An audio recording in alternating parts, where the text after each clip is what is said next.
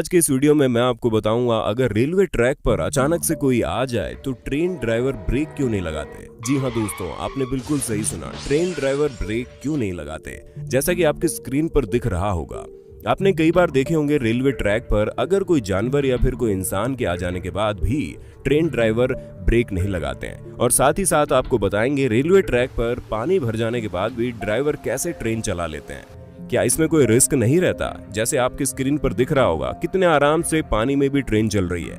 अगर आपको इन सभी सवालों का जवाब जानना है तो वीडियो को लास्ट तक देखते रहना। चलिए आपका ज्यादा समय न लेते हुए वीडियो को शुरू करते हैं। लेकिन वीडियो शुरू करने से पहले आपसे एक छोटी सी रिक्वेस्ट है। वीडियो के नीचे रेड कलर का सब्सक्राइब बटन दिख रहा होगा, उस पर क्लिक करके सब्सक्राइब कर लें और साइड में बेल आइकॉन भी दिख रहा होगा, उस पर भी क्लिक कर लें ताकि आपको वीडियो मिले सबसे पहले। चलिए सबसे पहले बात करते हैं रेलवे ट्रैक पर किसी को देखने के बाद ट्रेन ड्राइवर ब्रेक क्यों नहीं लगाता।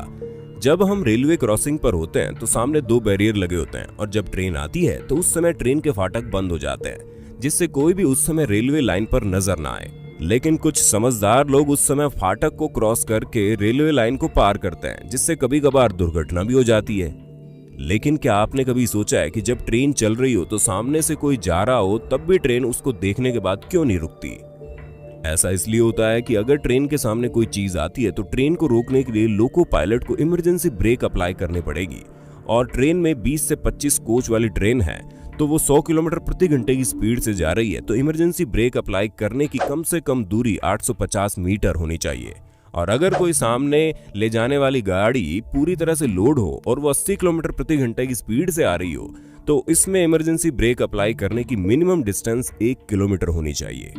इतने अधिक दूरी से सामने की चीजों को देख पाना मुश्किल है। और अगर ट्रेन की रेलवे लाइन 2 डिग्री के कर्व से मुड़ी हो तब 500 मीटर की दूरी से देख पाना बहुत मुश्किल है। इसलिए लोको पायलट सामने की चीजों को जब देखता है तो वो बहुत कम ही दूरी पर होती हैं। इसी वजह से लोको पायलट ट्रैक पर किसी चीज को देखने के बाद ट्रेन को नहीं रोकते। उनके लिए लोकोमोटिव में लगा हॉर्न ही एकमात्र उम्मीद होती है, जिसे बजाकर वो लोगों को इन्फॉर्म कर देते हैं। चलिए दोस्तों, अब बात करते हैं रेलवे ट्रैक पर पानी भर जाने के बाद ड्राइवर कैसे ट्रेन चला लेते हैं। मुंबई, कोलकाता, चेन्नई और दिल्ली में इस तरह की परिस्थितियां हर बारिश में आती है।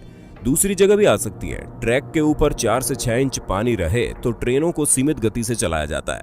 ट्रैक बदलने के लिए जो पॉइंट्स होते हैं उसे मैन्युअली क्लैंप करके ताला लगा दिया जाता है और फिर ट्रेन बिना लाइन बदले सीधे सीधे चलती रहती है। सीधे सीधे मतलब स्लो लाइन वाली ट्रेन स्लो लाइन पर ही चलेगी और फास्ट वाली ट्रेन फास्ट लाइन पर चलेंगी। पानी भरने से ट्रैक सर्किट फेल हो जाते हैं और मेन सिग्नल फेल हो जाते हैं, लेकिन ऑटोमेटिक सिग्नलिंग से हर मैन सिग्नल के पोस्ट पर ए मार्कर सिग्नल लगा रहता है और ट्रेनें उसी को देखकर 15 किलोमीटर की गति से चलती है। मेन सिग्नल के नीचे जो ए लेटर दिख रहा है वही ए मार्कर सिग्नल है।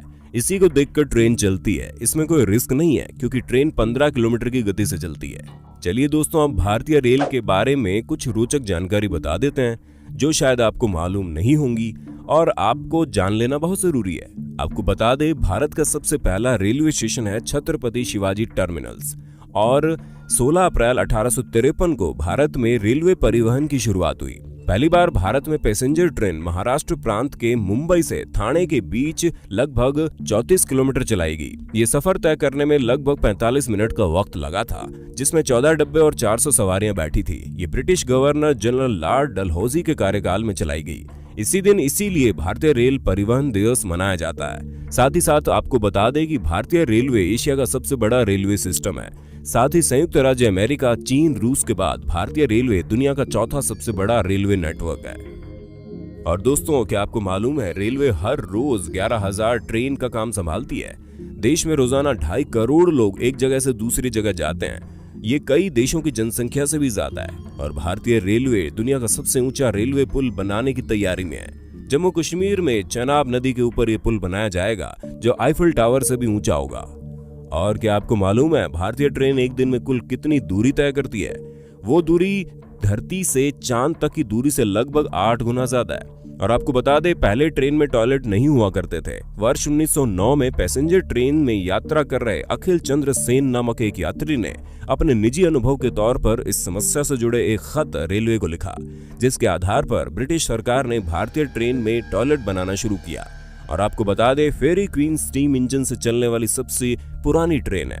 इसका नाम Guinness book of world record में भी दर्ज है। भारतीय रेलगाड़ी जिसने यूनेस्को से विश्व विरासत होने का स्टेटस जीता वो दार्जिलिंग हिमालयी रेलवे है। वैसे भारतीय रेल के बारे में आपका क्या कहना है, हमें कमेंट करके जरूर बताइए और ऐसे इंटरेस्टिंग वीडियो देखने के लिए चैनल को सब्सक्राइब जरूर कर लेना। फिर मिलेंगे नई वीडियो के साथ, तब तक के लिए जय हिंद जय भारत। दोस्तों, आपकी स्क्रीन पे 2 और वीडियोस दिख रही हैं, जिसे देखने के लिए आप इस स्क्रीन पर क्लिक करें।